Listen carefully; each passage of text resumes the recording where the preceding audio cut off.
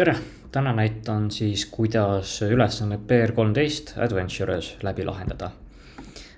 Kui me eelmised 2 nädalat oleme teinud OP-ga asju, esimesel OP nädalal me lihtsalt tutvusime, mis asi klass on ja kuidas sellest tekkinud objektiga nüüd ringi mängida, siis teisel nädalal meil tekkis neid klasse juurde ja näitasime ära, kuidas objektid üksteise vahel suhtlevad.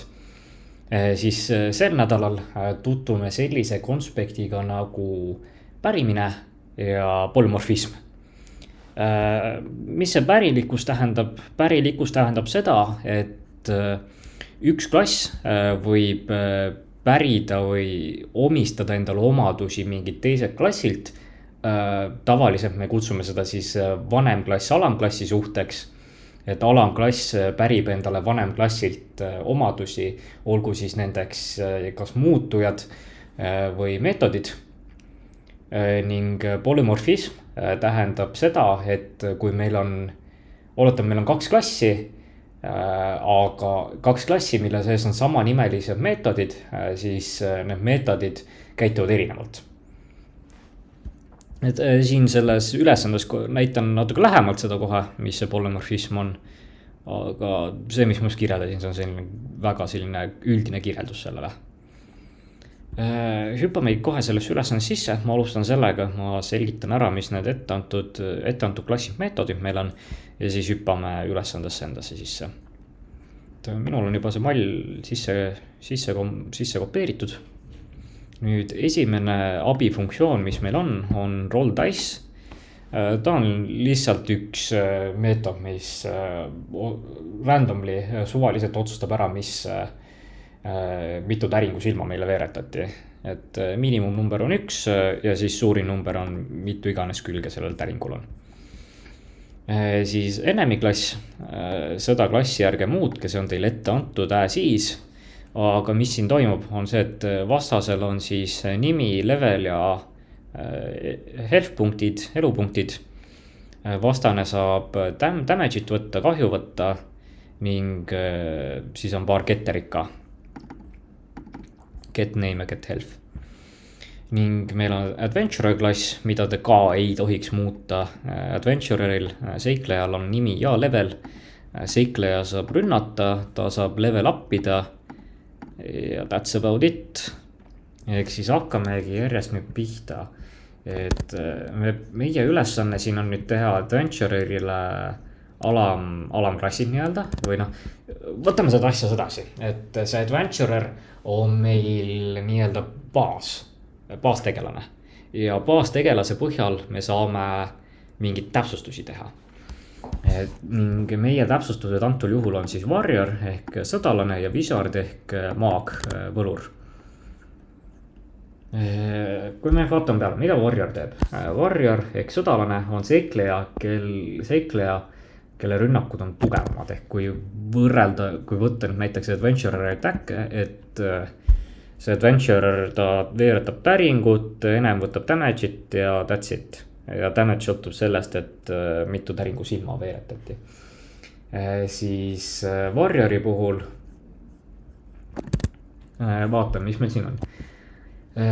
Override adventurer class attack meetodist, et me kirjutame nüüd adventureri attacki üle. Rünnaku väärtuse saamiseks veeretatakse 8,5 täringut ning liidame siis warrior level juurde. Ja siis muud asjad lähevad edasi samamoodi. Ehk kuidas me siin üldse alustame? Nii, Pythonis pärimiseks selleks, et üks klass saaks pärida teiselt omadusi, paneme lihtsalt sulud juurde klassi päisesse ja sulgude sisse siis klass, millest me pärime. Nii, kuidas ma tean, et ta pärib mingid elemente? Võtame võrdluseks, teeme mingi A võrdub adventurer, mis me juurde pidime nime ja leveli andma. Kui me teeme siin A punkt, siis meil on igasugused attack, et level up, name, need on need muud, mis adventureril on. Nii, aga sama nüüd me võime teha näiteks A võrdub warrior hoopis. Praegu nii, ja nagu näha, ta juba siin ütleb, et tal on mingi init olemas siin. Kuigi me siia initit kirja ei ole pannud. See tähendab seda, et ta võtab selle initi nüüd siit. adventurer klassist, et kui me seda initit siin Warrioris üle ei kirjuta, siis ta võtab initi adventurerist. ning samamoodi A1 ja kui me nüüd teeme A, siis meil on need täpselt samad metodid olemas siin, attack, et level up name ehk pärimine töötab. Aga mis me siin peaksime nüüd tegema?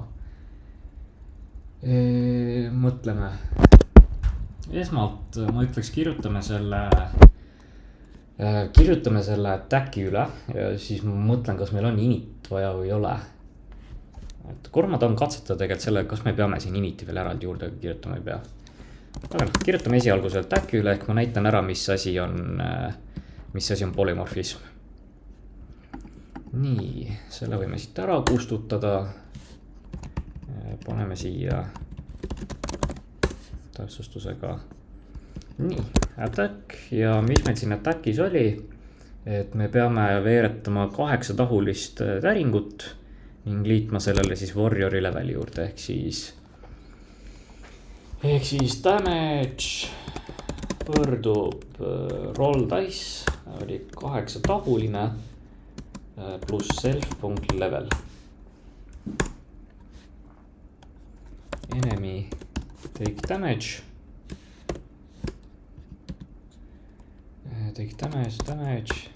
ja siis return damage.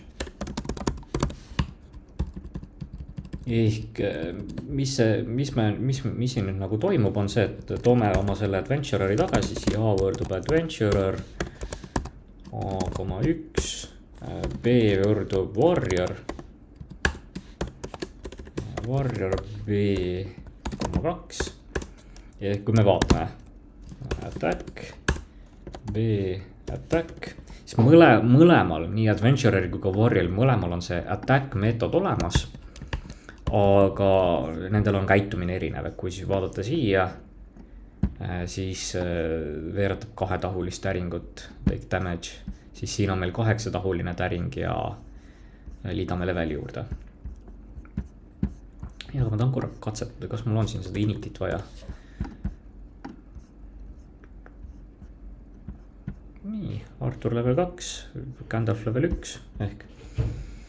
Muidu, mis meil siin muidu saaks veel olla, on see, me saaksime siia warriorile konstruktori ka juurde kirjutada, aga sellele otsest vajadust ei ole meil.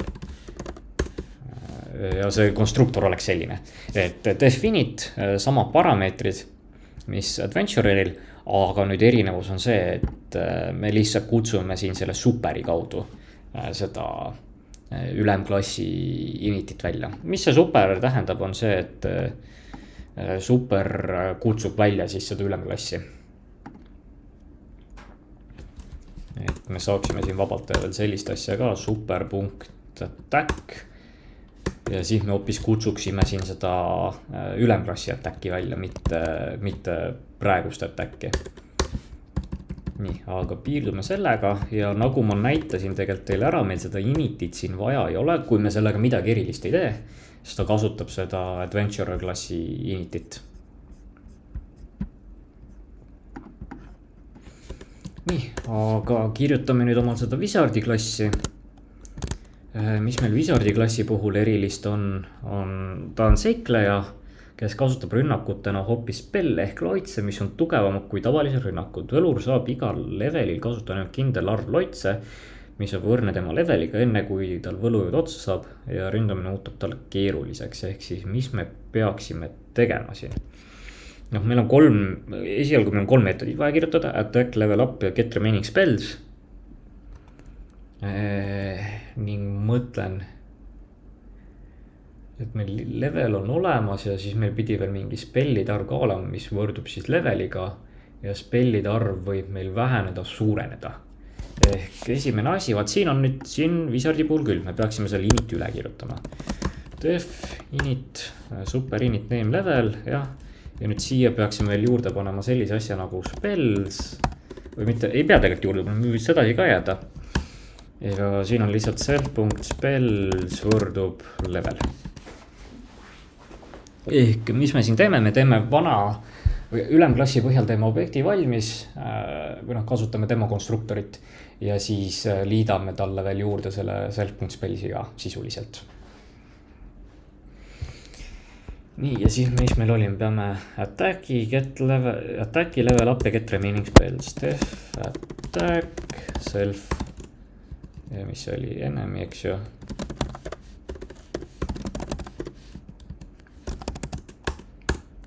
Def, level up, self ja pass ja def, get remaining spell, self, pass. Ma ütleks kõige kergem oleks need alumised kaks ära teha, sest mis siin on level up, override adventure klassi level up meetod.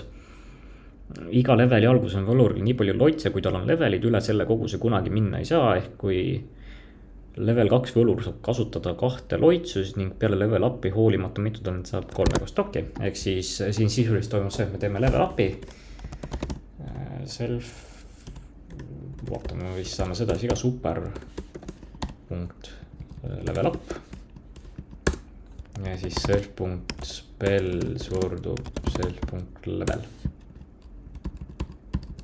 Et see on üks viis, kuidas seda välja kutsuda, et kutsume seda superi level up'i, kuna mis siin toimub on siis see self punkt level pluss võrdub 1. Me võime ise ka käsitsi selle välja kirjutada, self punkt level pluss võrdub 1. Aga siin teoorias peaks mõlema viisid saama teha seda. Nii, ja siis get remaining spells on siis return self.spells. Nii, ja mis meil nüüd siin attackiga toimub, et siin oli meil natukene pikem tekst. Override adventure klassi meetodist. Võlur saab kasutada nii palju loitse, kui tal on leveleid, näiteks level 5 võlur saab kasutada 5 loitsu. Loitsuga rünnaku väärtuse saamiseks liidetakse 10 juurde võluril level, 10+ level. Ning siin me täringuid ei kasuta, kui võluril on loitsud otsas, on ta rünnaku väärtus alati 0. Ehk mõtleme. Rünnaku väärtuse võrra peab vähenema ka enam elusid, tagastab Ehk mis me saame siin teha, me saame siin teha esialgu damage võrdub 0, return damage, et see on meil see baasjuhtum põhimõtteliselt. Ning nüüd me siit hakkame minema, ja enemy take damage ka, paneme selle ka sisse juba. Damage. Nii, ja nüüd on lihtsalt see loogika, et kui meil need spelle on veel olemas, if self.spells suurem kui, mis oli suurem kui 0. Jah. Ehk siis siin me lihtsalt võtame spellsilt ühe maha, minus võrdub 1 ning damage'ile paneme juurde 10 pluss self.level. Nii, sellega peaks see tehtud olema. Võtleme, praegu kommenteerin tegelikult selle välja, ma tahan sellega katsetada, kas ta nii töötab. Vaatame, paneme ta koodi tööle. Nii, Artur level 2, Gandalf level 1. Now let's make them fight an enemy. 3 kuni buff, should always defeat the slime, jah, defeated slime, ogres.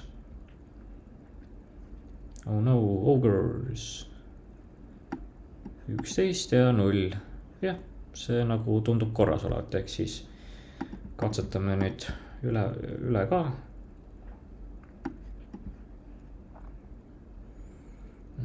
Adventurers, it's adventure time, go grab your friends.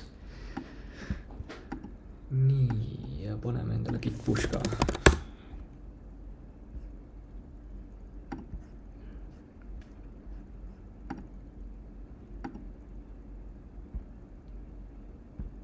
Nii, ja sellega saimegi üles on tehtud. Et kus mul nüüd see siin oli, et see level up, et see on nüüd oma otsustada, kuidas te tahate teha. Miks ma siin otsustasin seda super level up'i kasutada on sellepärast, et tegelikult meil siin Adventurer baasklassides on baasloogika juba kirjas, et ma ei näe mõtet, miks me peaksime seda üle kirjutama siin.